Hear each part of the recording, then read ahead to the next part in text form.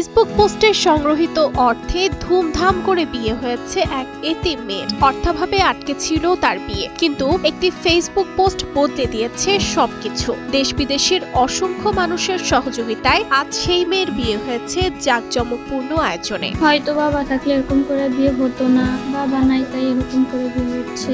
যারা আমাকে সহযোগিতা করছে তাদেরকে ধন্যবাদ। আমি জান্নাতিকে বিয়ে করে অনেক খুশি। সুদৃশ্য গেট, রঙিন প্যান্ডেল, অতিথিদের জন্য বাহারি খাবারের আয়োজন, সব মিলিয়ে যেন উৎসবের আমেজ। অসহায় এক এতিম মেয়ের বিয়ে ঘিরে এমন আয়োজন দেখে আনন্দিত স্বজন, প্রতিবেশী এবং এলাকাবাসী। তাদের ভাষায় মানবিকতার এমন দৃষ্টান্ত সমাজে আরো ছড়িয়ে পড়া উচিত। জান্নাতের মুখে যে হাসি ফুটেছে, জান্নাতি কখনো ভাবে নাই আমার বাবা থাকলে হয়তো এরকম আয়োজন করতে পারতো। মাত্র 2 মাস বয়সে বাবাকে হারিয়েছে, এরপর কিছুদিনের ব্যবধানে হারিয়েছে মাকেও। পৃথিবীর আলো দেখার পর থেকেই আপনজনহীন জীবনের সঙ্গে লড়াই শুরু মোসাম্মদ জান্নাতি খাতুনের। সিরাজগঞ্জের বেলকুচি উপজেলার প্রত্যন্ত কলাগাছি গ্রামের এই তরুণী বড় হয়েছেন ভ্যান চালক নানা আব্দুল হক ও গৃহিণী নানী সুন্দরী বেগমের অভাবের সংসারে। এই জান্নাতি 1 মাস বয়স যখন সেই দিনে আর বাবা স্টপ করে মরে যায়। আমি পালছি, প্রায় 1 মাস বয়সের তা পালছি, পাইলে তাক লেখাপড়াও করাছি।